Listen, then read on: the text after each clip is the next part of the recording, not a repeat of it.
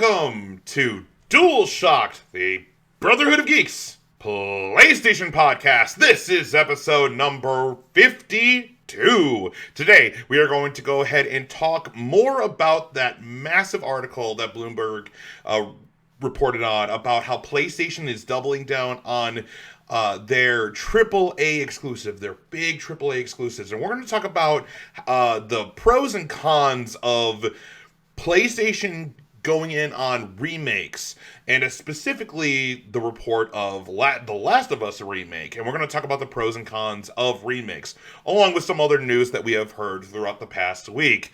But with all that being said, I'm Brett J. Rasmussen, and over here, I got my other co-host. You got Spectre? Yeah, what's up, man? Hey, what's going on? Woo, yes. I've been doing good. On the last episode, you weren't here, so was Guru Blaze. But now, we got you back. I am back. Yeah, no, I'm ready. I'm ready to go. Ready, willing, and able. Yeah. Woo. But what's been going on with you, Spectre? What's been going on with you? Talk to me, brother. Yeah. No, busy as always. Of course. I've been playing Republic Commando. Yeah, dude. Yes. I went ahead and bought my limited run collector's edition for that. So I'm so ready to go ahead and get that. Yeah. That game is so good. Yeah, no, it's pretty good. I mean, I wasn't somebody that I didn't play it back in the day myself, so I mean, it's pretty good. I'm actually pretty impressed with it. Dude, it's like really? That like Republic Commando is what kind of his Gears is built upon, because Gears of War is, it's Phoenix, Marcus Phoenix, and then his crew, and then if your crew goes down, you have to make sure that they live. It's the same kind of premise, where it's you and your commando squadron of the Republic, the clone troopers, and you have to go through the game like that, and you have to make sure that they live, they're leveled correctly, or not leveled, but equipped with the proper gear and all that kind of stuff. It's great. Oh my god, it's so good. Yeah, no, it's fun. I could see myself, had I got it back in the day, I really would have been, I'd enjoyed it then. But yeah, no, it's pretty good. I'm having a good time with it. Oh yeah, dude, it's phenomenal. I'm glad you're playing it. I'm glad you're enjoying it. I recommend anyone who is a Star Wars fan at all, go get it. It is a port, but it's still phenomenal.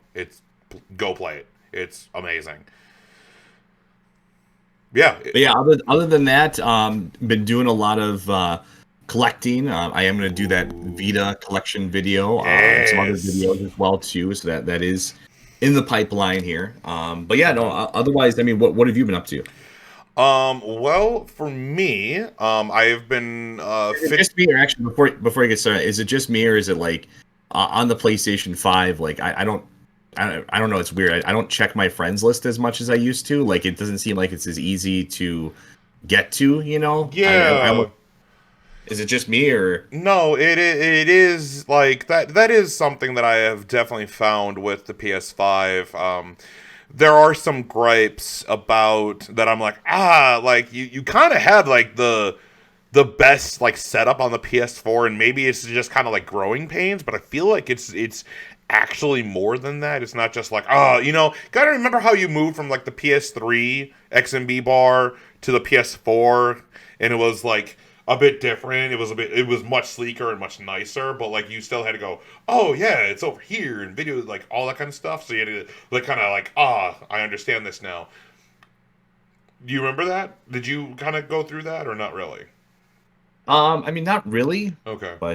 But no, I do agree, because it's weird. If you hold the PS button, it brings you back to the home screen, the main screen, where you can choose the games you want to play and stuff like that. But if you press it, it pulls up the XMB bar then that's where your friends list are, that's where your downloads, that's your power and stuff, and it's two separate parts.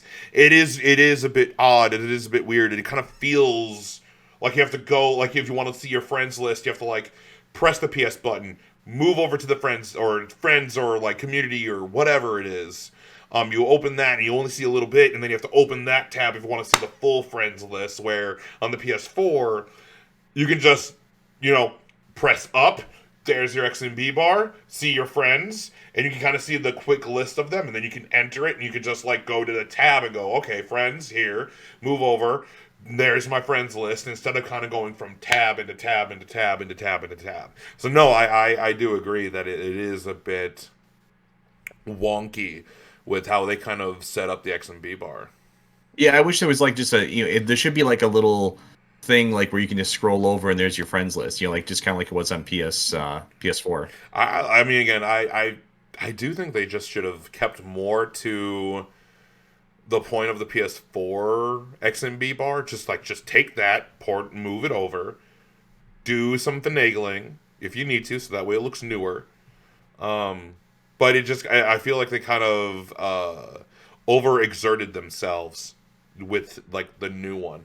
It's not bad. It is very sleek and it looks really nice. I still very much prefer the PS5 XMB bar over the Series X, which is literally just a copy paste of the Xbox One squares they have. Which, mind you, it's just it's the Windows PC, architecture, or the interface on there, and they have to move to each of the different squares, which is kind of feels more cluttered. Where with on the PlayStation, it's an XMB bar. So no, I agree.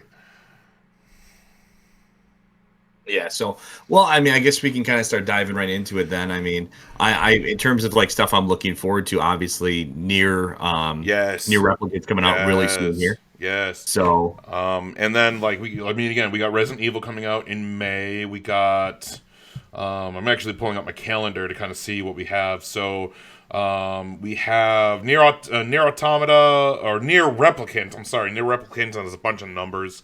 That comes out on the 23rd of this month, and then the week after that is Returnal, which that's really cool, and I like that. That's all you, man. I'm going to be passing on that. So. And so we got that, and then I believe next month in May, we got Resident Evil Village and the Mass Effect Legendary Edition. Deathloop was looking forward to that. Yep, yeah. Deathloop got pushed back to September, so right now that's all we got, and then after that, all we got is Ratchet and Clank, and that's about it. I don't have anything after that outside of, that's about it. That's all I got. So, E3 is coming up. We're in April. We have about 2 months. We have the rest of April. Oh, I got some hair in my ear. We got April, we got May, and then in June we got E3, which is actually happening. So let's go ahead and start with the news. With News of the Nation.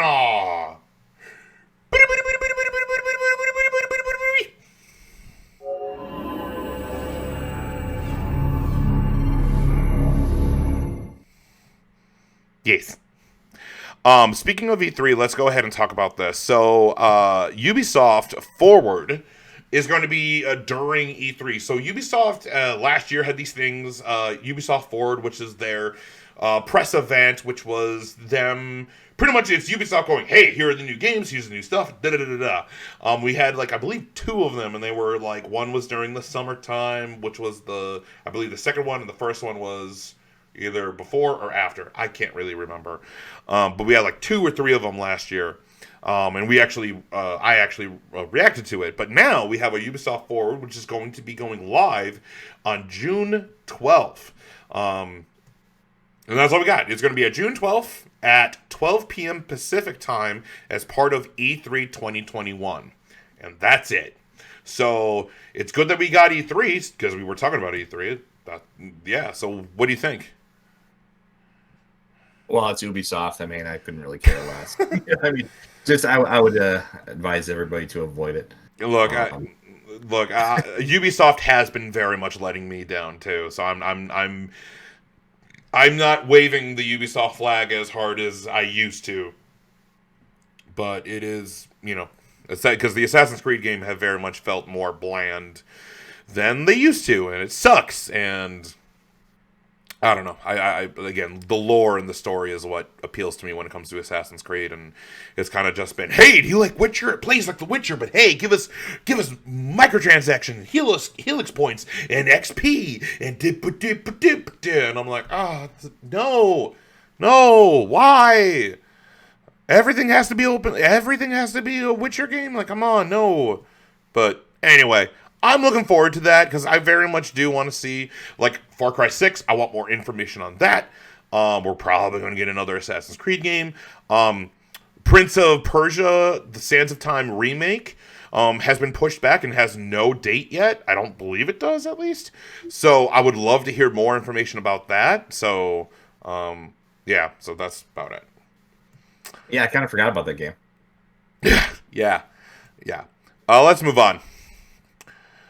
Next topic. We're going to go ahead and do the quick ones first, and then we'll get this out of the way. So, as you guys all know, I love wrestling. AEW is Jericho. Yes.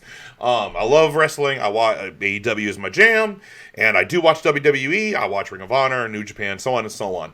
But this past week, or like the weekend before, we had WrestleMania, which was pretty good. Night 1, which was on Saturday the 10th, April 10th, was amazing. And then we had night 2, which was not bad, pretty good. The main event of it was, I love it. But during WrestleMania, we got a trailer for WWE 2K22. And pretty much it's a short little trailer. It's like 30 seconds. And it pretty much shows Rey Mysterio putting on his mask. And he's doing a move, doing the 619 on Cesaro. And I saw it. I was like, it looks really samey. I don't know how I feel about this. And again, that's kind of how I've been feeling. Like, 2K20 is a trash of a game, piece of rubbish. Like, it's just broken. And they took last year off. All they did was do WWE 2K Battlegrounds, which is just All-Stars, but worse. So, I don't know. Great, awesome. Another WWE game. I am going to get it, because it's wrestling. I'm very much looking more forward to the AEW game that is being worked on by Ukes. Ukes are the guys who's been doing wrestling games since the 90s. Like during the Attitude Era, like SmackDown on the PS1, SmackDown 2, Here Comes the Pain, that kind of stuff. And I'm looking forward to. So, we'll see. We shall see. Spectre's like, I don't care. Yeah, you're just knocking them out of the park here, man. Yeah, I'm getting all the quick ones out of the way, and then we can talk more about the crazy stuff. But let's move on. Next topic is that IO Interactive has made a new studio. So I think, I believe you know about this. IO is the guys behind the Hitman games. They're working on the new 007 game that is in development, and they're working on a third untitled game. And now they have opened a new studio, part of IO, but it's it's IO Barcelona. So it's in Spain, and there's a whole, in the sources, you can always look at the sources in our description, and it talks about pretty much how they wanted to open up a third studio. It's in Barcelona, and they have open jobs there. They're really hiring. All 3 of the studios have extremely talented developers who are passionate and driven towards making an impact in our industry. A core part of our philosophy is that everyone at IO has a significant impactful role to playing in realizing our dreams, regardless of where they're located. Think of it as one studio in multiple locations. So yeah, which is great. Give me more Hitman. I'm looking forward to this 007. And whatever this Untitled game is, if it's another stealth game, maybe it's more of an action game, that'll be really good. And it's just for IO? Yeah, or IOI, it's the Hitman guys. I know that. I'm just saying that this isn't referring to James Bond, or is it? It's another project they have. Yeah, no, it's a third one. It's so Okay. it's Hitman. They're the guys who have done Hitman 3, which just came out. They're working on 007. That's the second game, and then they're working on a third one, which is untitled.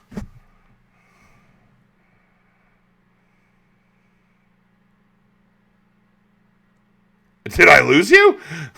No, I'm here. Yeah, no, continue. Oh, okay. No, that's it. I'm waiting on you. Oh, okay. No, that's it. All right. I thought, okay, I guess that's it then. Let's move on. Let's see. Next topic is, we're kind of jumping around today. Next topic is that the PlayStation 5 has hit a brand new record. This comes from Twitter, from Matt Piscatella. He is executive director and video game industry advisor of the NPD Group, formerly of WB Games and Activision. So he works in a lot of like analyzing sales and stuff like that. But pretty much what he talks about is that we also with an article from IGN. They break a new record, which in its first 5 months on the market, the PS5 has become the fastest selling console in the U.S. history, both in unit and dollar sales, as revealed by the NPD Group's Matt Piscatella. This news arrives 1 month after the PS5 becomes the fastest selling console in U.S. history in dollar sales. Despite that new record, the Switch has continued its reign as the best-selling hardware platform in both units and dollars during March 2021. However, the PS5 did rank first in hardware dollar sales in Q1 of 2021. March video game hardware dollar sales as a whole are 47% higher than they were back in March of last year, 2020, and set a March record of $680 million. Year-to-date, hardware spending has totaled $1.4 billion with a B, which is also an increase of 81% year over year. As for games, Call of Duty Black Ops Cold War returned to the top spot in March of 2021, while also securing the best-selling title of both the first quarter and the 12-month period ending March of 2021.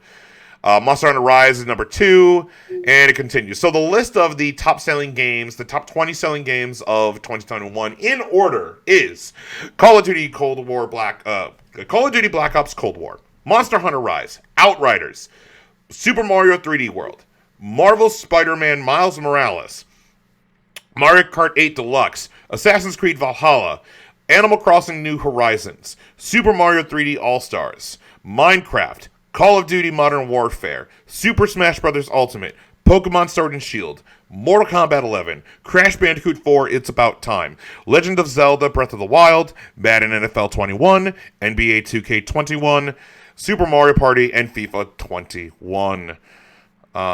So that's a lot of money. That's a lot of money. Yeah, no, I mean, it's I mean, it kind of fits with, how difficult to find. I mean, it's sort of common sense. I mean, just you would imagine it's it's selling well. I mean, it's been extremely difficult to find for a lot of people, and yeah, I mean, and same with Switch. Obviously, I mean, it continues to be incredibly successful. And I'll be the first to admit I didn't really see the success of this. I knew it was going to be more, much more successful than the Wii U. I just didn't really expect it to take off in the way it did. But yeah, I mean, so they're obviously they're both doing pretty well. I mean, it's very early on for PlayStation 5, obviously, but I mean, it looks like another PS4-esque generation or better. Probably not a PS2. I don't think we're ever going to have a PS2 again. But it's still a very very big generation ahead of it here. Yeah, I mean, like what kind of like is frustrating about like hearing, like, it doesn't surprise me at all that it's the best selling console or whatever. But what is more, I think, frustrating is that it really, I feel like it's more of the scalpers just buying these systems. Like, yes, technically it is the fastest selling console, but then if that's the case, why is it so hard for people to get them? And yes, like when the PS4 came out in 2013, it was it was a similar way, but we're in a different time than we were in 2013, where I felt like it was like harder to get because the demand was actually higher than the supply. So yeah, you had scalpers, but it wasn't on the degree where it is today with the PS5, or at least I don't believe so. I feel like that because of bots, because of, whatever, you have scalpers who are just buying up PS5s left, right, and center and selling them for like $1,000+, or putting bids on them on eBay and other auction sites, and people will spend top dollar, $1,000, $1,200, $1,500, whatever, on a PS5. And it just seems like it's harder for just a normal person to just spend, $400 for a digital, $500 for the standard, and get it in their hands. Yeah, it's. There's always been scalping for new systems and new hardware, but it's never to this scale. I don't think this is very unprecedented. Yeah, and that's kind of what I find more frustrating than anything. So, anything else? No. Okay. Just... No, I said my piece. Let's move on. Next topic is that we have a PS5 update. It's a big update. It's not just, hey, PS5 works better. It's an actual, new features and everything. From the PlayStation blog, pretty much the biggest thing from this update is that we have new storage options and social features for it. So now... the PlayStation blog goes into much detail. We're going to just go and do an overview over this. So I definitely recommend going to the sources in the description and go through the PlayStation blog article so you can get an even more in-depth detail about what this update is about. But pretty much what it is that now the PS5 you can store PS5 games on an external hard drive. And when you stick an external hard drive, you plug it into the back of your PS5, and you can move the PS5 games onto the storage drive and back and forth, and it's much faster. The way it works is that if you have a PS5 game and you move it to the hard drive, you do have to copy it back over to the PS5 hard drive system, because you can't play it off of the hard drive itself. And I believe that's because of the power of the PS5 itself. So you do have to shift it over from the hard drive to the PS5 system if there is a PS5 game you want to play on there, along with PS4. I believe it's the same thing. You may be able to play PS4 on the hard drive, but I know with PS5 games you have to shift them over from the external hard drive to the system itself. Other social features that you can have cross-generation play. So now people who have a PS4 and PS5 can now all play together and chat in different parties, which is great. So if I'm playing on my PS4 and I want to talk to Spectre and he's playing on his PS5, we can totally do that which is great. That's actually really good. You can also do share play. So you can share if I'm on my PS5 and I want to share to Spectre what I'm playing and he's on his PS4, you can totally do that, which is great. You can request to join game sessions. They have also enhanced control and personalization options for the console, so there's an improved game base. So they have a game base menu which has improved for quicker access to important content and features. You can pretty much switch between parties and friends to start chatting with your existing parties or see what your online friends are up to. You can turn off on and off notifications for each party that you're involved in also. You can disable game chat or adjust players' volume. You can do game updates that pre-download. So it's enabled by developers. Developers choose to do this. Title updates for games will pre-download to the console if the automatic update setting is enabled on the console, whether it's on or in rest mode. So you can play. So if you put it on rest mode, and there's a new update while you're sleeping, when you wake up, bam, patch installed, done. You can now customize your game library. There is screen zoom, so you can zoom in on the screen. So if you need things bigger, you can do that. You'll like this. New trophy settings and stats. So now, for us trophy hunters, because the way that the PS5 works is that it actually takes a video of if you get a platinum, a gold, a silver, or bronze. If you just I only want it when I get the platinum, you can just go only take a picture or video when you get the platinum or golds or whatever, which is great. And then they're also introducing a new player trophy stats on the screen, some different levels, stuff like that. There's new features on the app, so they kind of changed the app around a little bit. So again, you can go ahead and read the full details of it. So pretty much the big takeaway: external hard drive space, cross-gen play and share, and trophies, which is great. Yeah, no, I mean a pretty decent, general quality of life update. I mean, nothing like earth shattering or super impressive in it, but I mean, just some good general features. I'd still like to see some more basic stuff. Like I said, I'd like to see an easier way to access my friends list would be nice. I mean, and I know they had some features they added on this that were a little bit more, social, making it easier to join games and cross generation party chat, stuff like that, which is all good stuff. But it'd be nice to have like a nice dedicated friends button or area again. That was a little bit quicker to get to. So that would be good. I'd like to see things like themes come back. I thought themes were kind of cool. Yeah, I agree. So I think that would be really neat to see again. And you would think that actually would be kind of like the first thing they would go for is like, it's like a money, it's an opportunity for them to make more money, essentially. You could sell themes, and it's a pre-order bonus usually for a lot of digital games. So you think they would be kind of beyond that more quickly. But I mean, hopefully it's coming relatively soon. I agree. No, I love themes. I love my themes on my PS4. I kind of sometimes shift between different themes depending on how I'm feeling. Like right now I have the Kingdom Hearts Remind theme up, which is great. Sometimes I go to God of War, sometimes I go Spider-Man, sometimes I put on Last of Us, sometimes it doesn't matter. I kind of switch through themes sometimes. I'm like, I'm feeling this way or whatever. So no, I love PlayStation themes, and I really like, even on my PS3, same thing. So I would love to see that same thing put on the PS5. So yeah, I don't know. You're all about the what's it called? You're all about still using your PS4 even though you have a PS5. I just I don't understand that. Well, the thing is that like right now I'm playing through It Takes Two on the PS5. I'm finishing up that game because I'm finishing up the review for it. It's taking a little bit longer because me and my brother are playing it. And it's a little bit hard because my brother is a very busy guy, and I'm a very busy guy also. So our schedules don't match up. So we're trying to find time for both of us to play together because he's trying to get trophies. I'm trying to get trophies also. But I'm playing that on my PS5. But the reason why I haven't really been on my PS5 that often is because I've also been playing Destiny with the clan I'm in, and I'm really just grinding for that last platinum.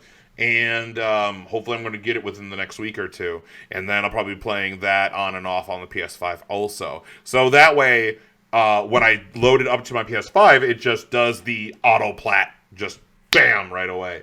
Because I don't know if once you kind of do that, if you go back to play the game on the PS4, it's like you miss some trophies or whatever, if they port forward into the PS5 again, if that makes any sense. Well, no, I guess I don't understand that because you can play the PS4 version of the game on the PS5. I forgot about that. Whatever. You don't really. There's really. I mean, honestly, there's really no point, aside from really niche cases, to have what's it called? They have if you have a PS5 right now, there's really not much of a reason for you to have your PS4 out unless it's for like maybe less than a handful of games that are not backwards compatible. I mean, there's very like niche cases where you could use your PS4. Or you're using it as like a second console in a different room of your house or something like that. I mean, I'm really trying to stretch to think of like reasons why. I mean, the to its credit, the PS5. I mean, although I would love to have seen more backwards compatibility, it does a really good job of replacing the PlayStation 4. So I think I think for 99% of people out there that have a PS5, you can pretty safely either sell or store away your PlayStation 4. Like, I mean, for me, I kind of retired my PlayStation 4. I have the God of War edition, so I put that back in its box. It's a collectible now. Okay. Okay. Funsies. All right. Well, probably do that. But yeah. So there's that. Let's move on. Let's go ahead and do this. A lot of the news that we have is kind of related to what our main topic is. So, I'll do this one. Next topic is that Sucker Punch, the developer of Ghost of Tsushima, is now working on a quote spectacular multiplayer game. Developer of Sucker Punch is going to be working on a new project that describes a spectacular multiplayer game that's coming from IGN. The news arrives in the form of a job advertisement on Sucker Punch's job recruitment website. The developer is seeking a multiplayer / network programmer to join its team in Bellevue, Washington. Quote, our talented multiplayer designers create awesome team experiences, and you'll be pivotal in bringing that creativity to life in a spectacular multiplayer game, reads the description. And that's about it. So yeah, they are working on a multiplayer game. What do you think about this, Spectre? Yeah, I mean, I won't really have, I'm not one to to speculate a lot, but I mean, we'll have to see what it's like when when we actually learn some more information about it. Right now, I mean, obviously we don't know anything. Well, but is that something that you would want? Would you want to see Sucker Punch, the guys behind Infamous and Ghost of Tsushima, to make a multiplayer focused game? Yeah. I mean, think about, just Ghost of Tsushima. I mean, I believe they were the ones behind the development of the Legends mode as well too. Mm-hmm. That wasn't outsourced to another developer, was it? No, it was in-house Sucker Punch. Yeah, so I would say that I'd be very curious to see what they could do.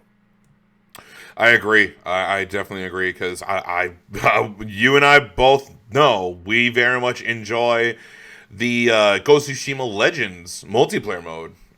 We still need to go do the raid, but like it's so much fun. Oh my god, I love that multiplayer.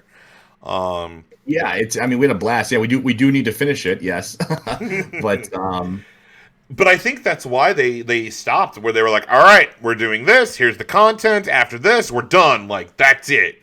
We're going to continue supporting this, like, here are the servers and stuff, but we're not, like, adding more content. So I think that's why they were like, all right, we're done. We're moving on, is because of this, which is great. Yeah, so I mean, yeah, definitely. I mean, they went, in my mind, they went from being a good developer to a competent developer to a pretty great developer. So I mean, I'd be curious to see what they can do. Definitely, I'd be 100% behind another game for them. I want their follow up to Ghost, obviously, but yeah, it's I'd like to see what they can do. I mean, for all we know, they might use because they have talked about they're going to do a sequel. Like that's kind of what is kind of on the horizon. But I mean, they could be working on a brand new IP, but it's all multiplayer. Or Ghost of Tsushima could be more intrinsically entwined with multiplayer. It's still a single player story, but there's more of an entwine of a multiplayer element with the game. I don't know.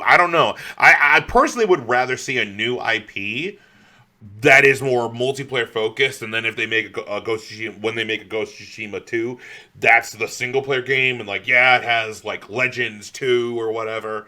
I would like to see that more, but who knows? I don't know. But it is definitely really, really awesome. Let's move on. Next topic is that Cyberpunk 2077, the 1.2 patch is quote a step towards bringing the game back to the PlayStation Store. So this article comes from IGN, who kind of breaks it down a bit, but the original article comes from Routers. But pretty much speaking to Routers, CD Projekt Joint Chief REUTERS I think that's how you T-E-R-S. say it. I can't remember exactly. How do you say it? I think it's Rudders. Rudders? Okay.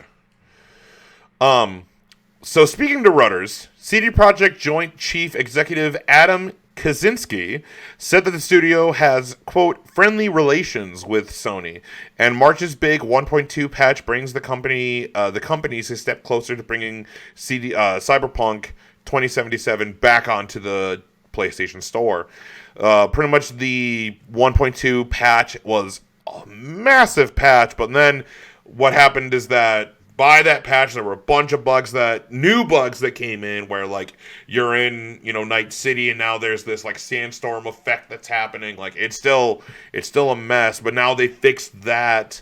So, like, pretty much the article talks about how CD Projekt Red is really, really working on.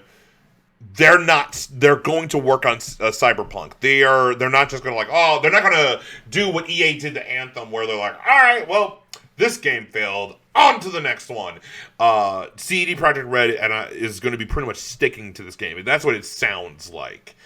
And good, that's what they need to do. They need to stick to this game, and I would love to see in, like, a year or so, this game becomes popular, and it becomes, like, it kind of matches with the story that No Man's Sky, Rainbow Six Siege, all these games that had bad launches, like horrendous launches, but then were able to build themselves back up, and now it has, like, a fan base and a community and a bunch of things with it. Like Destiny. Destiny is another game that had a horrible launch, and now it has, like, a thriving community. That kind of thing. Yeah, exactly. You have nothing to say about this, do you? Not as much, no. Okay. Well, that's great. All right. Let's move on. Next topic is that some PS3 games will not install patches ahead of the PlayStation Store closure. We'll talk about this, and then I think we're going to go into our PlayStation conversation, because a lot of our PlayStation conversation is going to be about this news and a lot of what Sony has been doing. So I'll bring this up, and then we'll go into our PlayStation conversation. So players are reporting, article comes from IGN. Players are reporting that some PS3 games are not downloading essential patches ahead of the forthcoming store closure, which the PS Store on the PS3 will be shutting down in July. There's a PSN Profiles thread that's compiling all of the PS3 titles that are experiencing difficulties downloading patches, which are often essential in order for the user to play online and earn trophies. This includes games like Journey, Little Big Planet Game of the Year Edition, Castlevania Lords of Shadow, Battlefield 4, Gran Turismo 5, and LEGO Star Wars The Complete Saga. There's also a growing thread on Reset Era that's corroborating the list, with some users confirming that their own games are not receiving updates. So, quote from here, just popped in Lords of Shadow, and sure enough, no update. This sucks, because I literally just bought the DLC for it last week. Well, that sucks. Players are reporting that even manually requesting an update via the game tile on the PlayStation home screen just results in nothing. And across the conversation, there's a picture being painted of patches downloading in one region, but not another. So if it's like region 1, it will download, which is like US, or region 2 or 3, which is like the UK or overseas, they will not, or vice versa. There is potential that this could be a bug rather than directly relating to the store closure, and that Sony may be in the process of fixing it so that users don't get their games ready to go before the store shuts down. After all, players will be able to re-download their own games after it shuts down in July. So that's stupid. And we don't have any report from Sony themselves talking about this. These are players going, yo, this stupid thing is happening. What's going on? Yeah, I mean, it's kind of scary. I mean, this, I thought we were kind of in the clear with all of this, I thought like, oh well, it's gonna be, everything's gonna be okay now because, at least we can still download our games and stuff. But now, if we're gonna have situations where patches don't work and other issues pop up, I mean, this is kind of really concerning. I mean, I thought, like I said, I thought we were gonna be fine, but now I don't know. I mean, I kind of wish I would have prepared. I really need to get my PS3 and my Vita updated now while I still can, I guess. I mean? know. But I'm sure the vast majority of games will still be fine, but I mean, if we're running into issues right now before they even shut everything down, then who knows? Yeah, I mean, there is. I did get the. There are links to both the PSN Profiles forum, which is the list, along with the Reset Era thread. So both threads are in the sources, so it's all there, so you can go ahead and like read it and go through there. So yeah, we do have one more news topic. I forgot to go ahead and talk about this, and this is kind of important. And then we're gonna talk about our PlayStation conversation. So this is the last one. Next topic. Square Enix is not for sale despite the rumors that have been going around.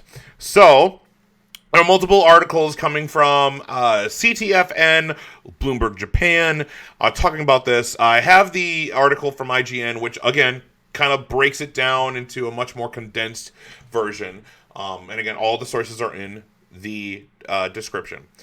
But Square Enix has said that it will not consider selling the company and has not received any offers after a report claimed that multiple potential buyers were interested in acquisition. CTFN reported that two bankers had indicated that several potential buyers were interested in purchasing the developer/publisher behind Final Fantasy and Outriders.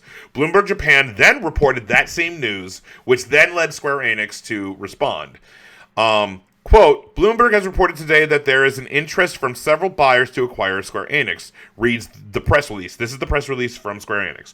However, this report is not based on any announcement by Square Enix Holdings Co.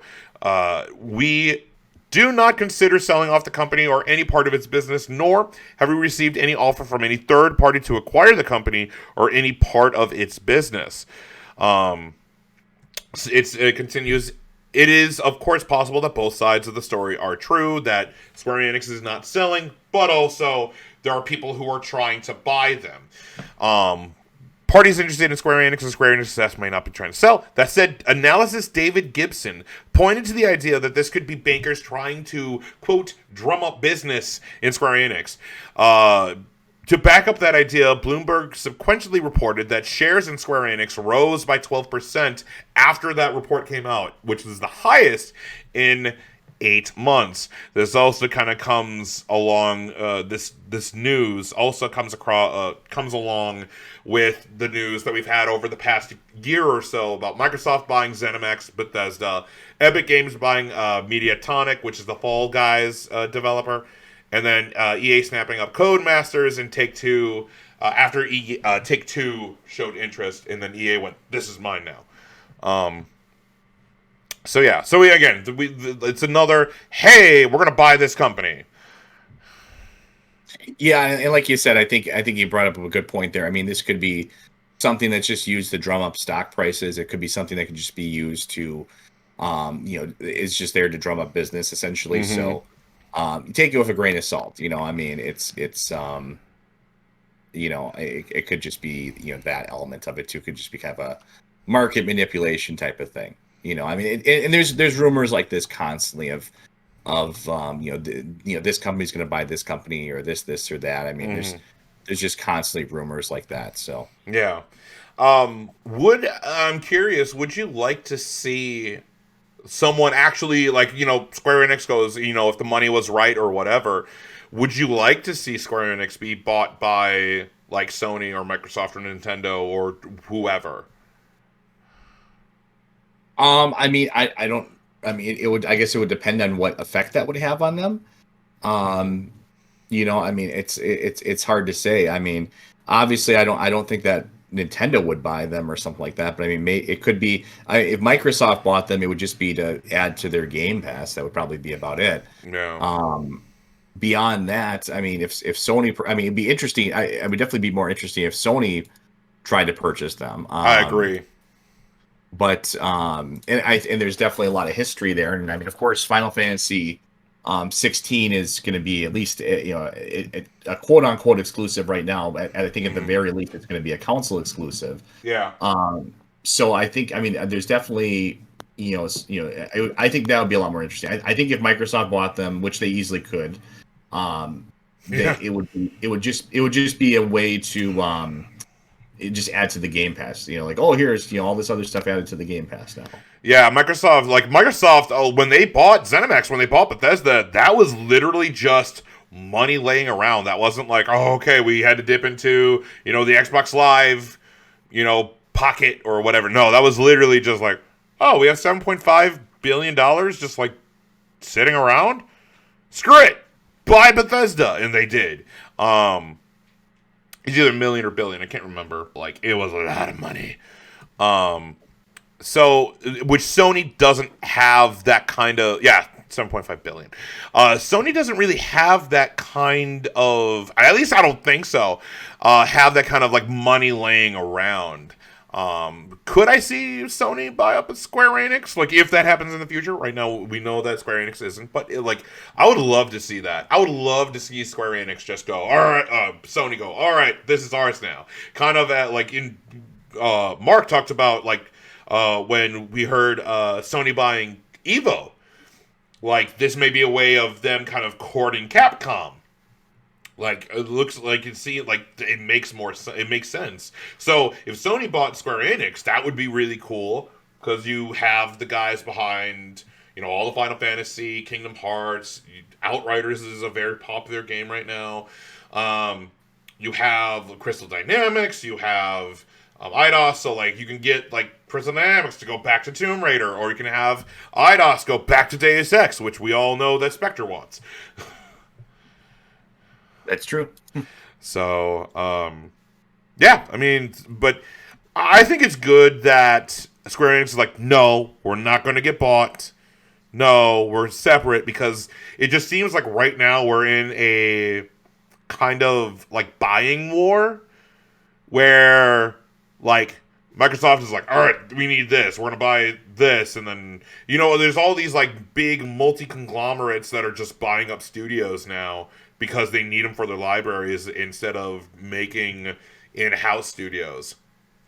And right now, Microsoft has, I believe, 22 studios. By acquiring Bethesda, they have, like, around 20, give or take, while PlayStation, I believe, only has 13. And they even condensed Studio Japan. Like, Studio Japan has been kind of dismantled and has been sucked into Aobi, which is the studio who does Astrobot. And they've been hemorrhaging people left and right. People have been leaving there too. Yeah, yeah. And people have been leaving Sony for just for other reasons, whether they go to Microsoft or other reasons too. We're going to talk about that in a bit. So, yeah. So, got anything else? No, that's it. Like I said, I think this could just be, like, I'm not a big rumor mill type of person. I think this could just be, nonsense manipulation stuff to, talk people into, jumping, stock manipulation essentially. Well, the rumor has been, denied, or has been, quelled. It has been stopped by Square Enix going, no, we're not selling. This is not happening. Hence the press release. So, yeah. Yeah. All right, but let's go into our main topic. We're going to go ahead and talk about a lot of stuff that PlayStation has been doing, and it's, well, not too good. Let's begin. This is our PlayStation conversation. PlayStation. Alrighty then. So, on the last episode, me and Guru Blaze talked about pretty much the massive news, that Bloomberg article that talked about how Sony is doubling down on exclusives, which before we begin, I kind of want to hear your thoughts about this and kind of where your head's at before we kind of continue. In terms of the their kind of their strategy going forward here, I mean, yeah, it's I don't think it's good. I mean, it's I think it's how can I say this? I mean, not that it's not good necessarily. It's just that I think you kind of caught me out here. I thought you were going to kind of present this first, but Oh, okay. I'll kind of catch you up to speed. I thought you have been caught up to speed, but I'll catch you up to speed. It's no worries. It's because some people may not know. Also, this may be new news to them. Also, so we have a article from Bloomberg written by Jason Schreier. This came out last week or the week before on April 9th. But pretty much the article talks about how what has happened is that Sony Bend, who did Days Gone, which is a very good game, in my opinion. Very solid. It came out in 2019, I believe. And it's a very, very solid game. I very much enjoy Days Gone. And what has happened is that because the game didn't sell. Pretty much, it sold okay. It made a profit. It did not even out. It did make a profit, but it did not make the amount of profit like God of War did, or Marvel Spider-Man, or Last of Us Part 2, or Horizon Zero Dawn, or so on and so on and so on. Uncharted 4. It pretty much evened out, made some profit, did well, sold a lot of copies, but didn't hit records. And that game, there was a sequel that was going to be pitched by Sony Bent, and it was denied. And pretty much, I'll pull up the pitch. So that's why they have multiple articles relating to this. So now we have more details about this Days Gone 2 pitch. So there is a lengthy live stream from David Jaffe. David Jaffe has his own podcast, and I have the video of it in the sources link down in the description. But David Jaffe, who you know him, he's the guy who pretty much created God of War, the very first God of War back on the PS2. He's the Twisted Metal guy. So he's been part of Sony for a very long time. But he had Jeff Ross, who was the Sony Bend game director, and he was working on the Days Gone 2 pitch, but because he couldn't confirm, because of an NDA, he couldn't confirm that it's been canceled. But he was able to reveal some details on the sequel pitch, including plans for a significant online mode. Heavily suggested that sales of the first game may not have been strong enough to persuade Sony to greenlight it. He also announced his departure from Sony Bend in December of last year. So, according to the Bloomberg report published this past week on April 9th, key staff had left Bend following the unsuccessful Days 2 pitch and frustration. And pretty much so what happened is this pitch got denied. And then Sony went, you're going to help Naughty Dog make another game. Pretty much having Sony Bend, instead of being its own studio, just be a supplementary team for the next Uncharted, the next Last of Us, the remake of Last of Us that's apparently coming out, which we'll get into that in a little bit. So, Ross has now joined NetherRealm, so that's good. He found a new gig. He's now doing Mortal Kombat stuff, and he's doing NetherRealm, or he's doing Injustice, whatever. But Ross confirmed several elements of Bloomberg's report, including parts of Bend being assigned to work on Naughty Dog projects, but would not outright confirm that Days Gone 2 has been canned. He has heavily suggested that the original game may not have generated enough sales to warrant the follow-up. Asked what Sony's reasoning could be reportedly rejecting plans for a Days Gone sequel, Ross said, quote, I don't think it's publicly confirmed what the status of Days Gone 2 is. I don't want to be the guy who's the official source of whatever that is. To answer your question in that context, I would just say that the calculus for Sony at this point is when a game like Days Gone started, we were 45 people, we were walking around asking how could we build an open world game with 45 people, and the answer was we grew. We changed our number from 45 to something like 120. Days Gone has sold, so it continues. Days Gone has sold more copies than every game that Sony Bend ever made combined. Sony Bend also did like all of the siphon filters back on the PS1, even like the weird siphon filter games of the PS2 or whatever. Like they have made games. Sony Bend has been with Sony for a very long time, and this is the most successful game that Bend has ever made. So it's successful in that way, and in a community and in player response, which, like for me, I very much like it. But the critics, IGN, GameSpot, Polygon, Kotaku, name them.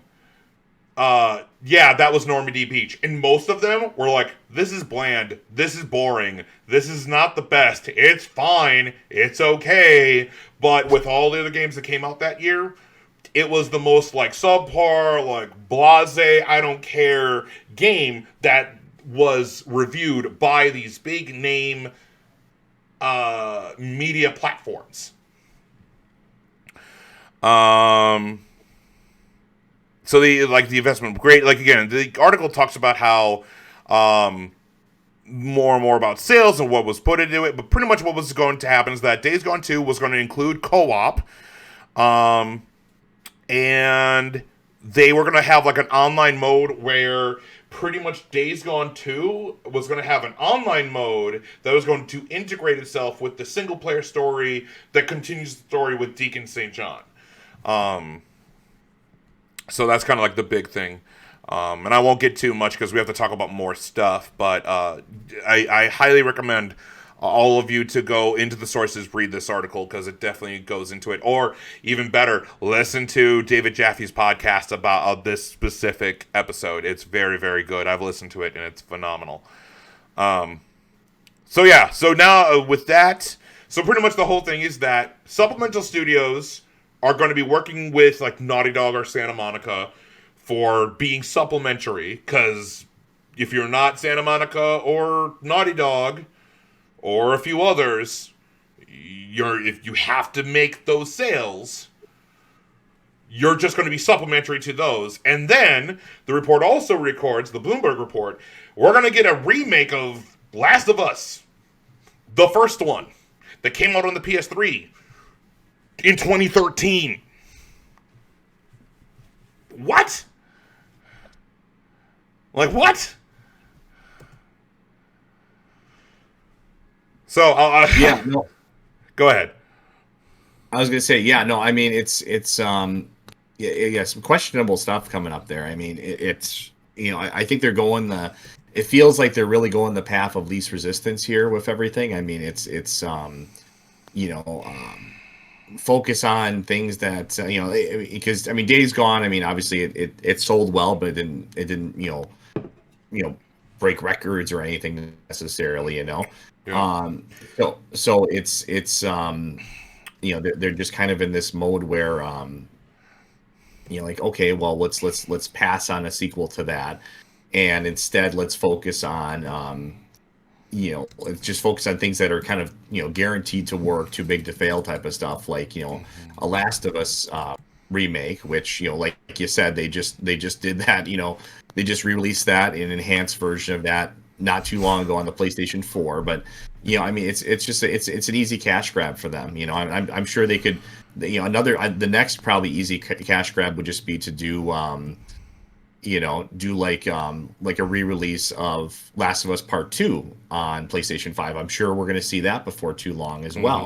And it's kind of sad that they're kind of in that mode, but I mean, this is kind of it's sort of what you would kind of expect in some ways. It's sort of typical.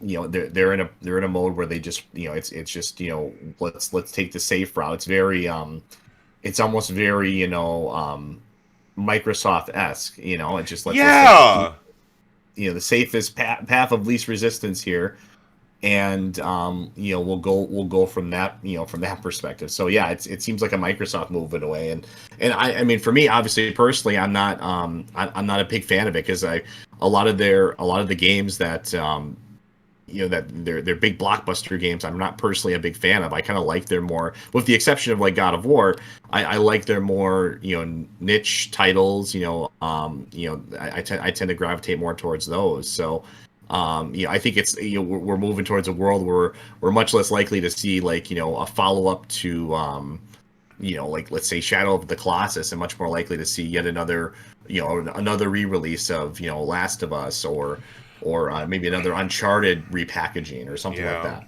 Yeah. And it's I'll give you this, Spectre, because we all know how much you love Death Stranding.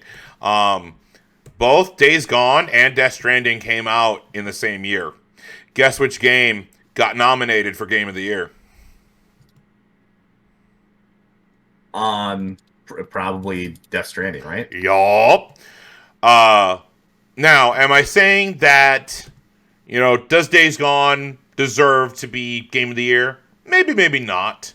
Is it a great game? Most definitely.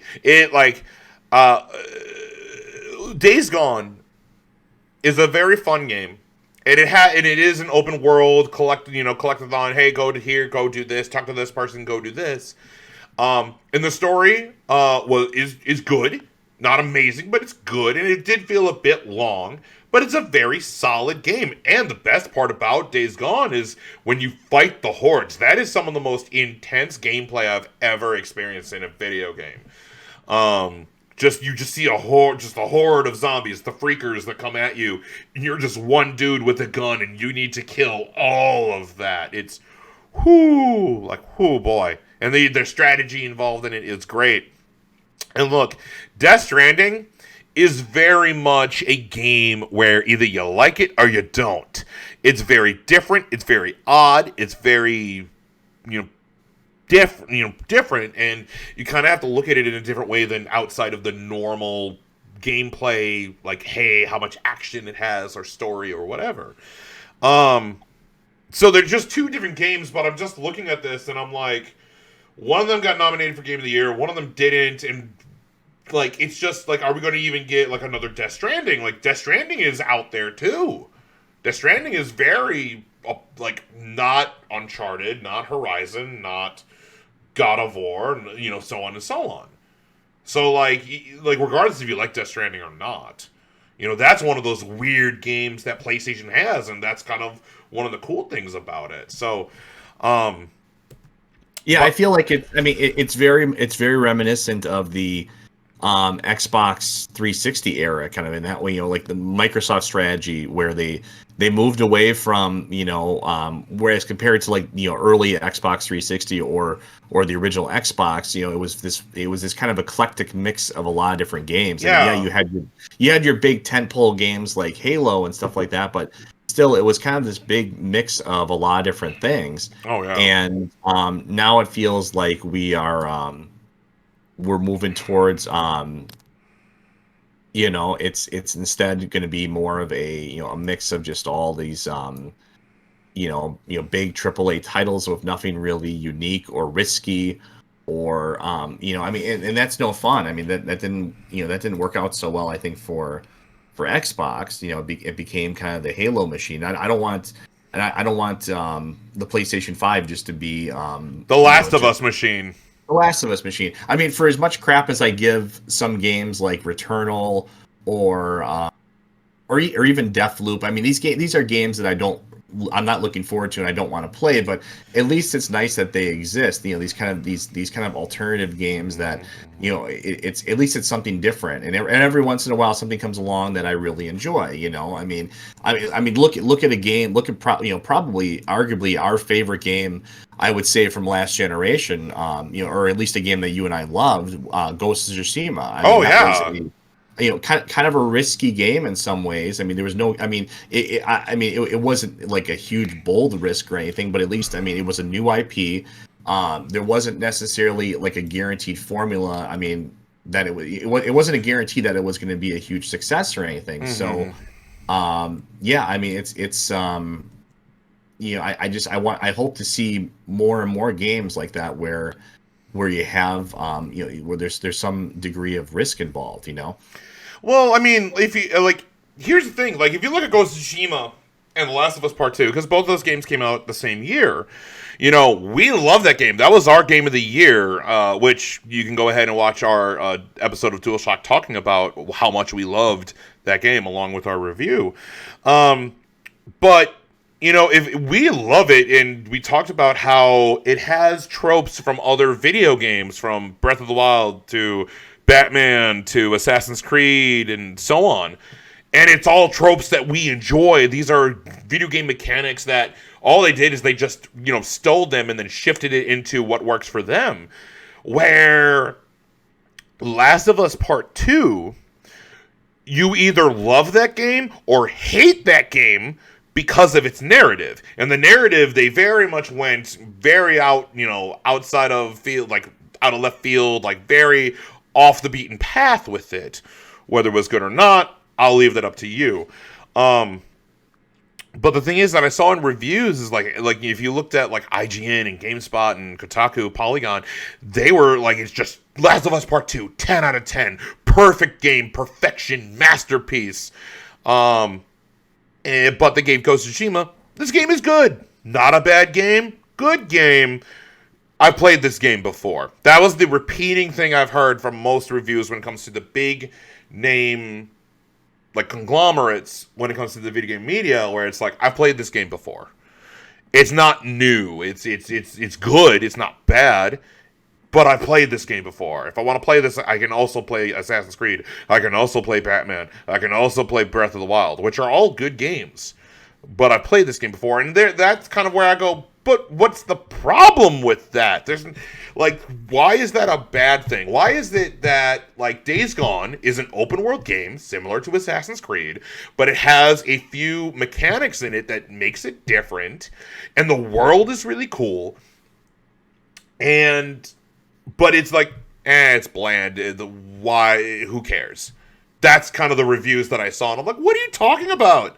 This game is good.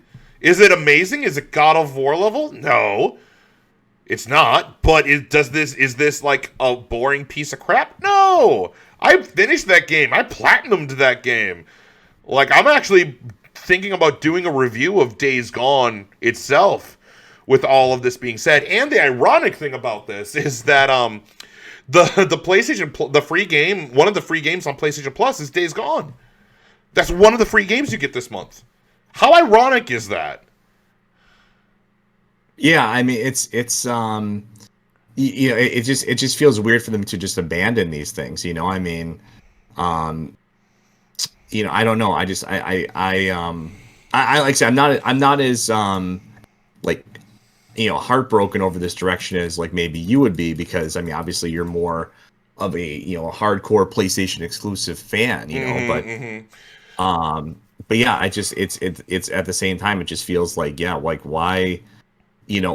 go down this road? I mean, I understand that they must think that this is their best way to make money and stuff like that. I get that element of it, but at the same time, it feels like they're not going to win a lot of friends here. I mean, yeah, it's I don't know. I mean, it makes sense from a business standpoint, but for us, I mean, as gamers, as more people are hardcore into the hobby, it's disappointing.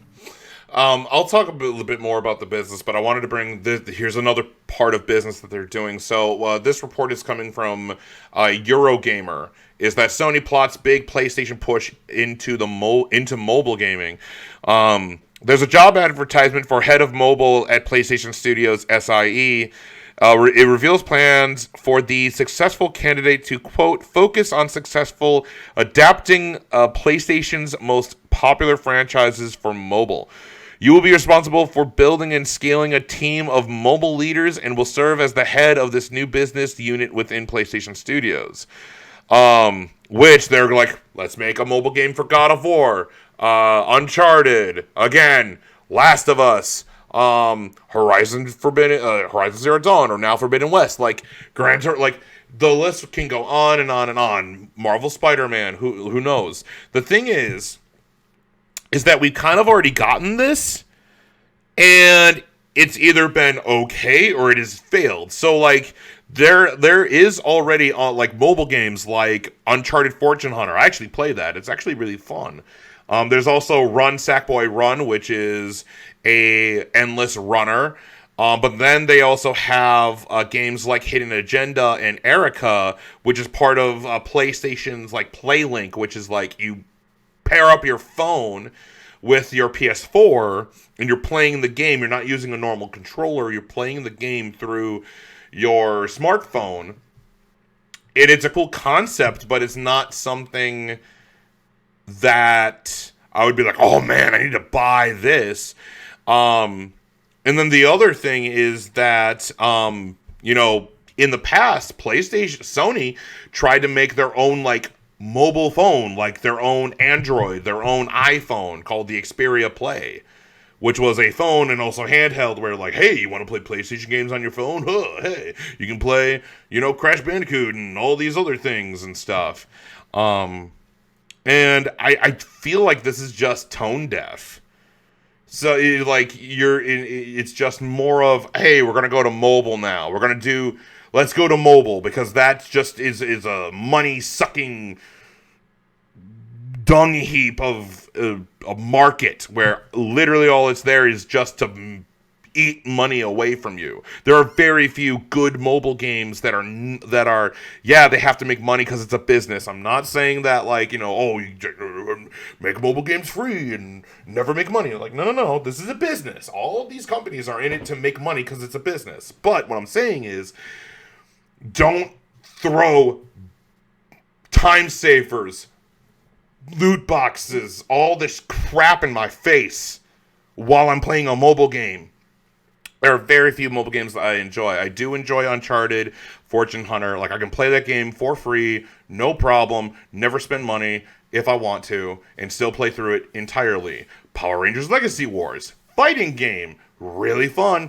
I've spent a good amount of money in it because I wanted to, not because I have to. I have lost my people who use common rangers and villains, and I have lost them when I have spent money on my, like, top tier whoever guys, which is great. That's a balancing that is good in that game. I just feel like this is another tone deaf, hey, let's go with what's safe, instead of continuing to take risks on games that could make a profit. If not, let's just expand our library. I understand that this is a business. I understand that the whole point of it is to make money. But Microsoft is playing a different game now. Like, there is a reason they bought Bethesda. They knew that one of the big reasons they were losing to Sony is that they don't have the game library, to fight Sony. So they went, all right, we'll just buy a bunch. Ninja Theory, Double Fine, Obsidian, Bethesda, so on and so on.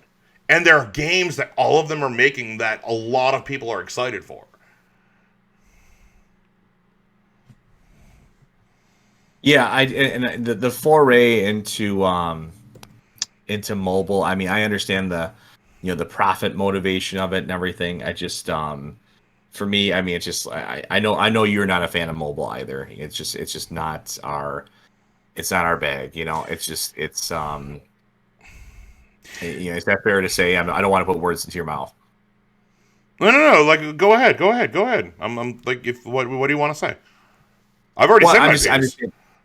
I'm just saying. Yeah, no. I mean, mobile. I understand. Pursuing kind of the mobile,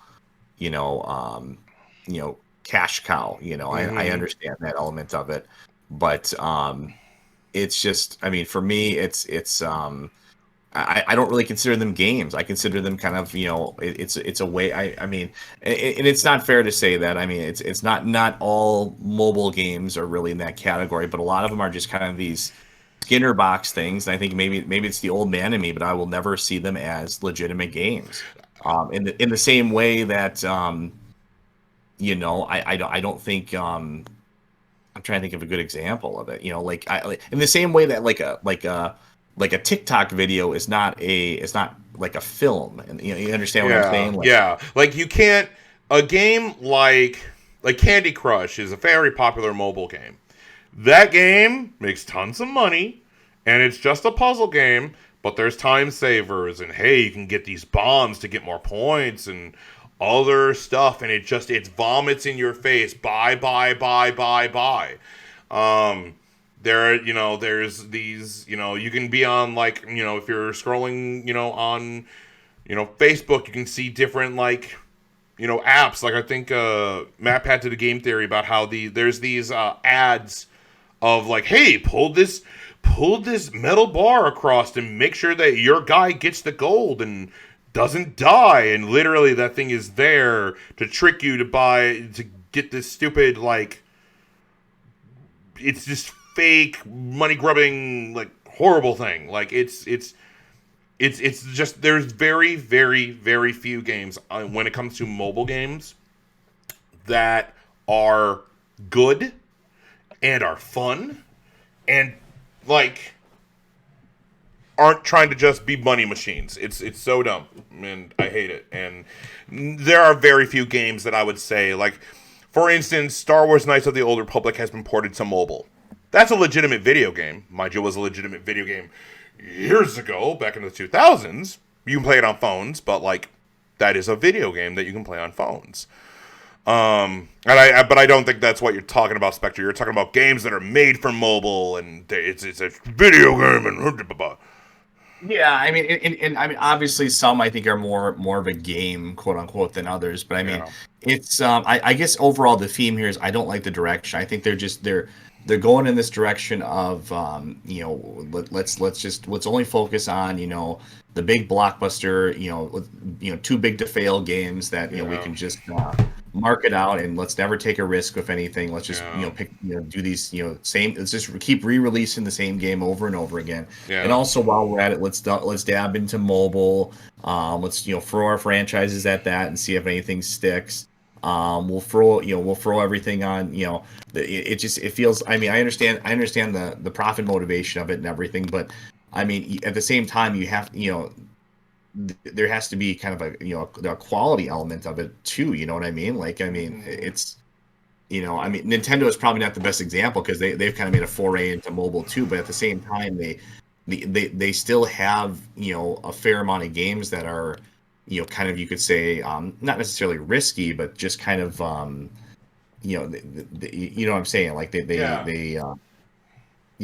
can have kind of a mix on them. It's not just okay. Let's just throw out the biggest blockbuster and keep just reprinting that over and over again and hope it sticks. I mean, they do that to some degree, I guess. Nintendo's probably not the best example, but you know what I mean. No, I do. So, for instance, I'm right now grabbing a few games that I kind of want to discuss. I'm using them as examples. So games like Knack. I have Knack 1 and 2. These games were, like, Knack 1 was made as a platformer, pretty much developed by Mark Cerny and his team at Studio Japan. And this was very much like, hey, look at what the PS4 can do. And then they made Knack 2, which is more of like, all right, let's build upon Knack 1 and actually let's make a video game. And Knack 2 is actually very fun. It's a very, very fun game. It's a platformer. It's an action platformer, very similar to Crash Bandicoot. And it's a really fun game. It's really different. Did it sell well? No, especially Knack 2. Knack 1 sold well only because, hey, it came out at launch with the system. We need games. Get Knack. Knack 2 didn't sell well. Like, it pretty much, like, I believe it evened out, if anything. But, like, you still made a sequel. You still, like, did that. Probably a more niche-y game. You have Gravity Rush, which is a remastered version of the Vita game. And this got put onto the PS4 also, so you can play the original on Vita. This was a Vita game first.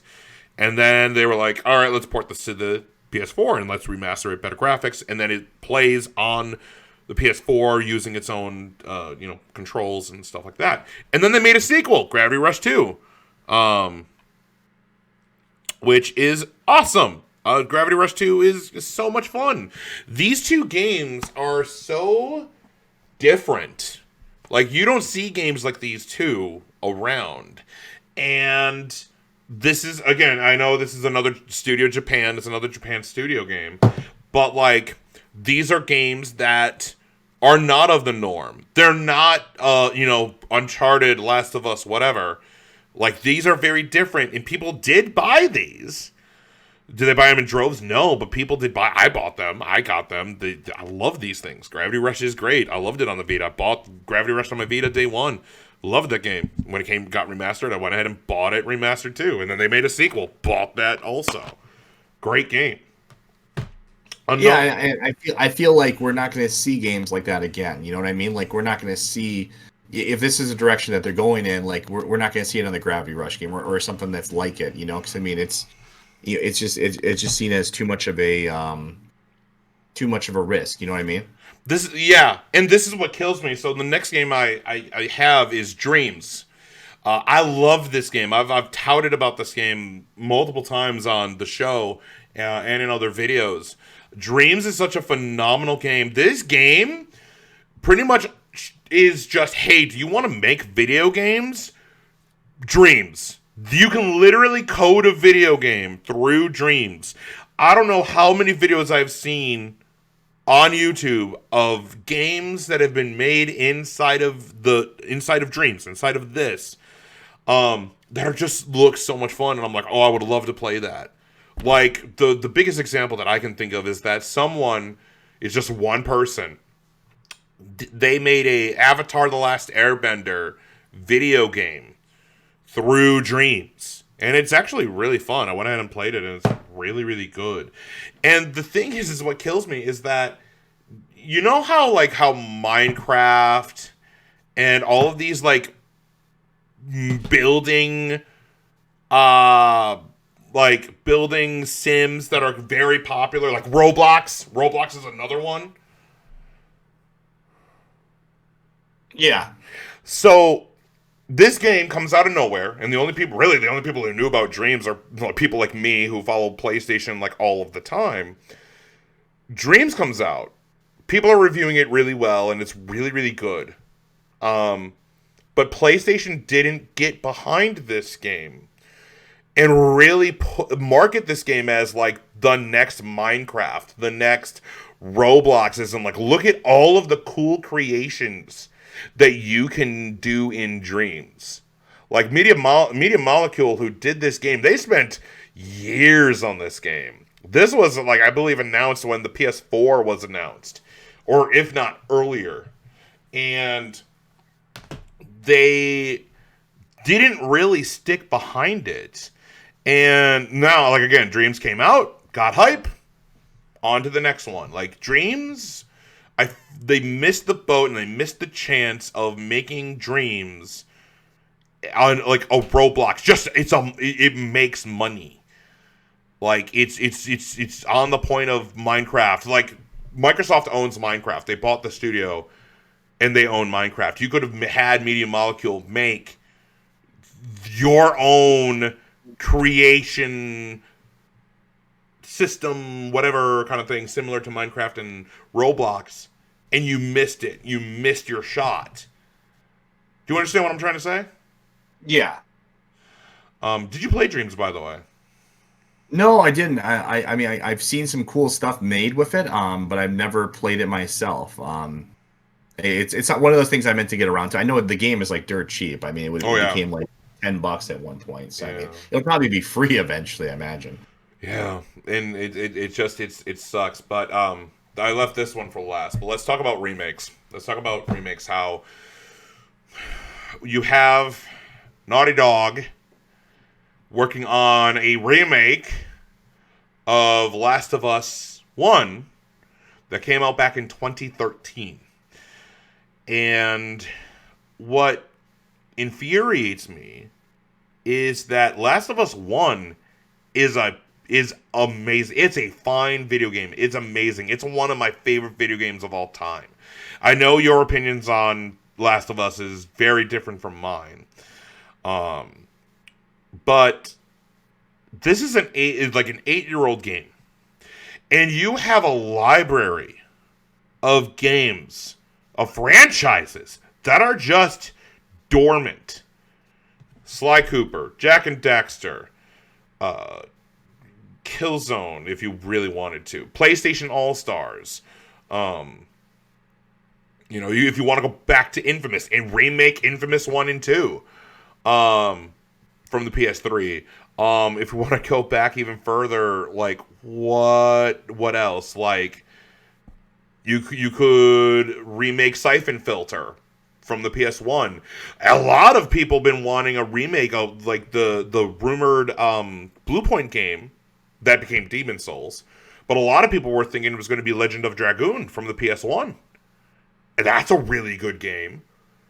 And instead of choosing like let's dig into the far back, let's go into the PS1, let's go into the PS2 like library, let's dig something out and make it new again. No. Let's make a Last of Us remake. Oh, because there's a Last of Us TV show on HBO, which is a almost 1-to-1 season 1 of Last of Us. The TV show is going to be a 1-to-1 copy, outside of a few episodes, a 1-to-1 copy of the original game. So are you telling me that this remake, quote-unquote remake, that you're going to do of Last of Us, like, I don't need Pedro Pascal, who's going to be playing Joel, and Bella Ramsey, who's going to be playing Ellie. So you're telling me you're going to remake the game, which the gameplay is phenomenal, the story is phenomenal, like, everything about that game is so just amazing. Because I don't want to say perfect, because not every video game is perfect, but it's very close. But, like, are you telling me that you're going to reskin Joel to look like Pedro Pascal and Ellie to look like, Bella Ramsey from Game of Thrones? And now they announced, the man who plays, I can't remember his name, but he was Ghost Rider from Agents of S.H.I.E.L.D. Like, he's going to be playing Tommy. Like, are you just going to reskin these guys to match the HBO show? What are you doing? I mean, again, I'm just thinking of the worst thing possible. But it's infuriating that you're choosing to remake a game that's only 8 years old. And it's a game that you don't need to remake. You have it remastered from the PS3 to the PS4. It's gonna get remastered to get a PS5, like, upgrade. 4K, 60 frames per second, all the good stuff. You don't need to remake this game. You don't. It doesn't need it. But games that did, freaking Shadow of Colossus. This is a remake. Demon Souls is another one. Demon Souls on PS5. That was a phenomenal Demon Souls. Phenomenal remake. And you can go on and on. But, like, I don't understand this. I don't understand what's going on. And it's infuriating. And I know I keep repeating myself, but it's just, as a Sony fan, as a PlayStation fan, this is frustrating. Yeah, I don't know. I hope they don't go permanently in this direction here. I mean, I understand they're doing pretty well. I mean, it feels like I mean, the console is selling extremely well. I mean, their stock is good. I mean, it seems like they've really kind of, balanced things out. It just feels, I think, it's got to stay this, if PlayStation is to have any value, it's got to just be more than just, a Last of Us machine. And, I mean, I guess, for me, I always think back to the PlayStation 2 era, when we had this great eclectic mix of games from every single genre. I mean, when you look at like the exclusives that were coming out, like the games that were coming out like in 2001, 2002. I mean, you had everything across the board. You had all these different types of games. Survival, horror, adventure, RPGs, action. Stuff like that. I mean, they're just there was something for everyone. And now, I mean, it feels like we're just going towards these big story blockbusters. I mean, these basically what's been kind of condescendingly called movie games, and some would even accuse God of War 2018 of being a kind of a movie game, and they all kind of follow this similar formula. And I mean, it sells well, and they seem to do well, but at the same time, I hope they don't shut the door forever on these other unique experiences that we've all enjoyed. I'd love to see, there's glimmers of hope there. I love to see more things like Astro's Playroom. I had fun playing that. I mean, it's a cute Yeah. little game. Yeah. For a free packing experience, it was great. It was nice to play. It's kind of weird in some ways. I mean, the first PlayStation 5 game I played was a platformer. I mean, Yeah. I hope they don't lose sight of that because, I know I'm not alone when I say that, I want the PlayStation to be more than just a Last of Us machine or an Uncharted machine, because some of us don't care for those games, and there's a good amount of us out there, and I'd like it to be this big range of different types of experiences.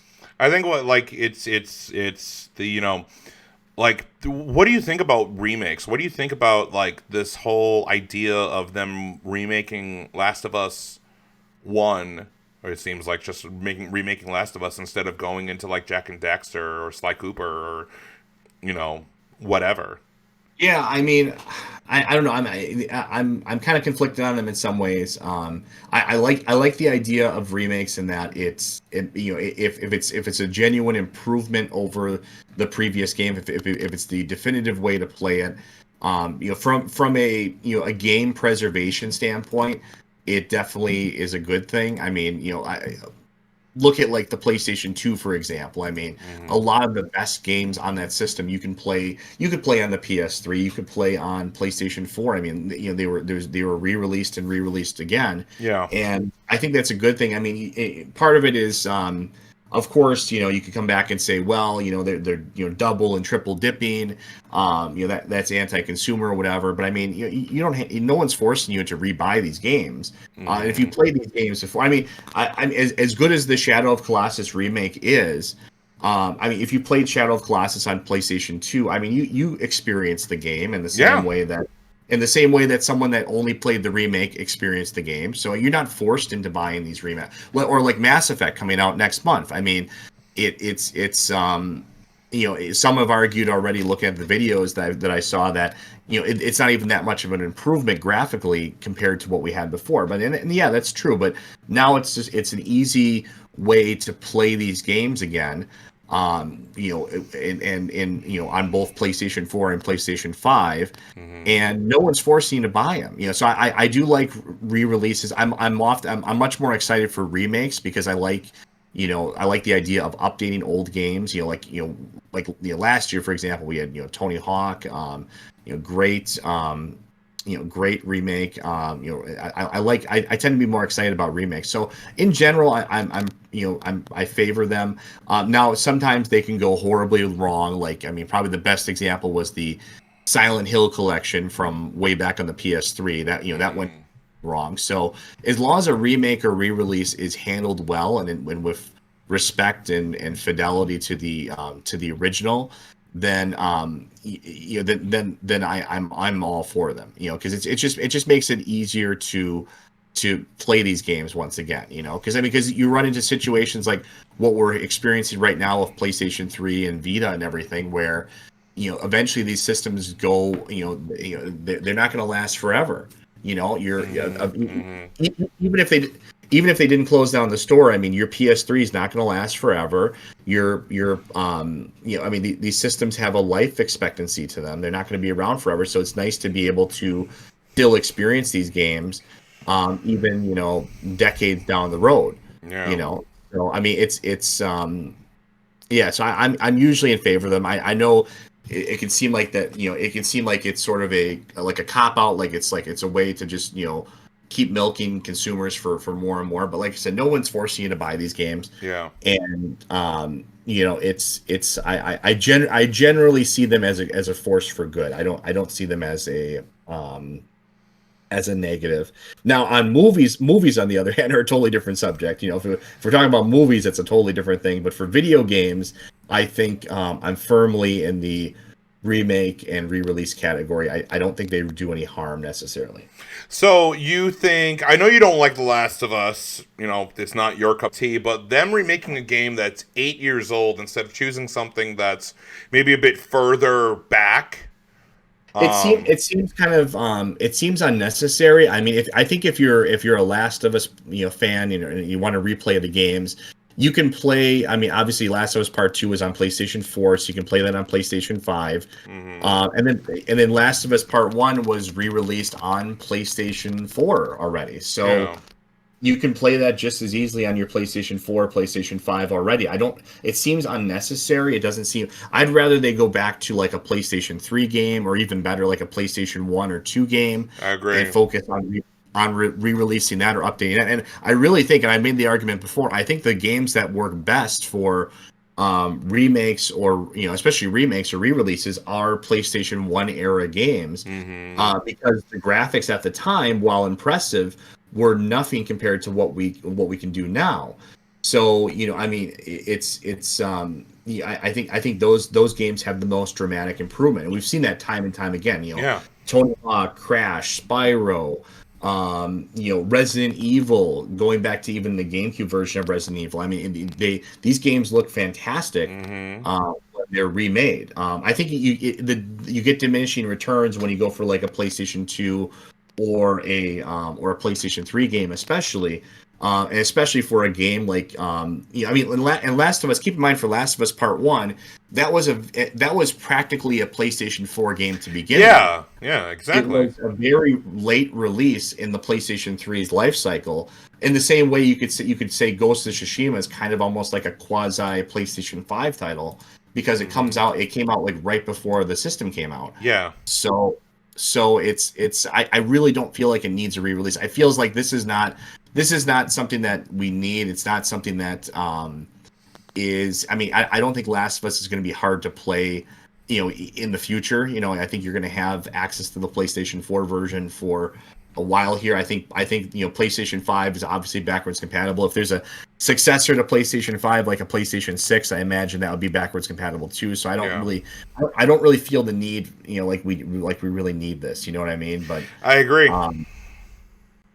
so I'd rather they focus on something else. And I think the only way to kind of change their mind on this is to just not buy it. Speak with your wallet.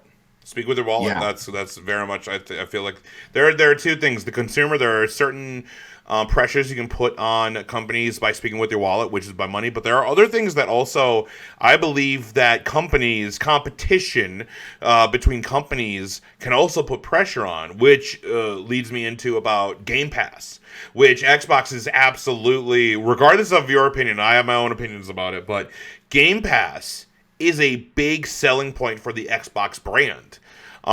Series X systems are just as hard to find as the PS5, but what Xbox has done is go, well, you can, I mean, with them, they're playing a different game. They're not they're not doing what PlayStation is. They kind of shifted their strategy from the Xbox One to the Series X, where they're like, all right, we're not kind of going after the same piece of pie. We're actually like future-proofing ourselves, and actually probably in a better way than the PS3 did when they were trying to future-proof themselves with like Blu-rays and everything. Where Microsoft saw, oh, Netflix, Hulu, Disney Plus, HBO Max, so on, Peacock, like all of these streaming services is the way of the future. That's what people are doing. People don't want to buy a $30 movie or a $40 season of a TV show. Why not spend $10, $15, or $20 if you get a bundle or whatever? Spend, $10 to $20 per month. Get access to a library of movies and TV shows. And with Game Pass, it's just $10 per month. You get access to a library of original Xbox 360 and Xbox One games and Series X games that'll be in the future. And you just download it to your system, and then you go. That's it. Call it a day. Oh, yeah, and also, you get these new releases like Outriders day one. It's not like a month after or whatever. Like, you have to buy. Like, no, spend $10 per month. You want to play this game is on Xbox? Day one, you get it. And it's even third party. It's not just like Gears 5 and Halo Infinite whenever that comes out, but it's third parties too. Wow, you really turned into like Phil Spencer there for a second. Well, like, yeah, I know, right? Like it's like. Well, I mean, for me, like I said, the Game Pass thing is a whole other can of worms. I mean, I'm not in the category of being shaken down for money every month. I hate the idea of subscriptions. Mm-hmm. I think it's a way to it's good for a company. It's not great for a consumer by any means, unless I mean, except in some niche cases. But I'm not going to open up that can of worms. I guess that's for another episode. I guess one last thing for me, like, look, I understand why people love Game Pass and why it's so attractive, because it's so good. $10 per month to get a library and access to stuff. You don't have to spend $60, 3 to 4 times per month to get to get video games. And not a lot of people, like, I guess, like, you and I are very much like a lot of outliers because we buy video games all of the time. And we can discuss Game Pass on a later date. But I personally don't like it for Brett, and it's only because if they choose to remove the game from Game Pass, you have no say over it. It's gone. Whatever. Kind of like how Netflix just goes, hey, you remember Power Rangers? Yeah, at the end of January of 2021, we're just going to take that all away. And I'm like, well, god dang it. Similar thing. And you don't own your games, and that's a big thing. And maybe it's me as an old man yelling at Sky. That's the thing. Maybe we'll discuss it more. I guess the final question I have before we end this off is, do you think that Sony and PlayStation are too big to fail when it comes to their AAA games, betting on them instead of, the smaller, nichier games? Do you think that Sony is too big to fail? No. I would say the only, really the only one of the big three here that's too big to fail would be Microsoft. Just in terms of their, overall as a company. Mm-hmm. In terms of, or I guess if you talk about in the context of like exclusive games and stuff like that, in terms of too big to fail, it would be like I'm talking Nintendo. I'm talking in regards to how instead of making more, weird cool games like, Shadow Colossus and Dreams, they're betting their money on, let's make another Uncharted, another Last of Us, another God of War, another Horizon, another blank sequel that is guaranteed to make money, instead of, hey, here's this weird game, either whether it's a new IP or something where it's a risk, but there's that. Like, do you think that Sony's too big to fail, where it seems like Microsoft is doing what Sony used to do, where let's make all these weird stuff and see what happens, where Sony is going, no, more God of War, more Uncharted, more Last of Us, all the other studios who don't make I don't think they are. I mean, because look at even like God of War is a good example. God of War was kind of people saw it at one time as like a game that you could just keep pumping out, copies of it forever, and people would just keep buying it. But that's really just not the case, Mm-hmm. People got fatigue of it. Ascension. God of War Ascension was the game. Yeah, exactly. So, people just got tired of it. Mm-hmm. It does worry me where Jim Ryan, his thinking, because he now runs PlayStation America, and kind of seems like the focus is gearing away from the Japanese kind of thing. Like, I'm not saying thinking, but like, we're not getting as many like weird odd stuff from overseas, from Japan, and where it's like, no, more Western games, more Horizon, more Last of Us, more this.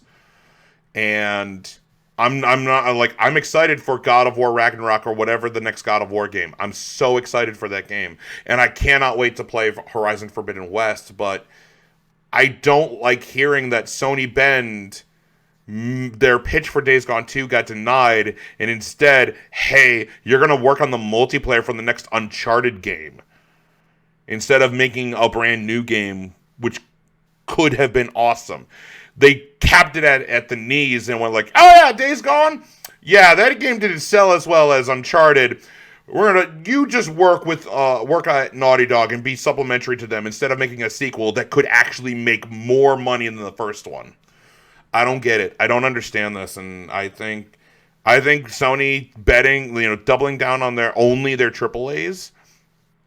All they're doing is creating an open goal for Microsoft to. I know this console war thing is such an amalgamous thing, but like, I watch wrestling, AEW versus WWE, like that is a thing. But like, all that I see is like that Sony's doing is creating an open goal for Microsoft to just come in and go, hey, look at all these weird games that we're doing now. Look at Game Pass.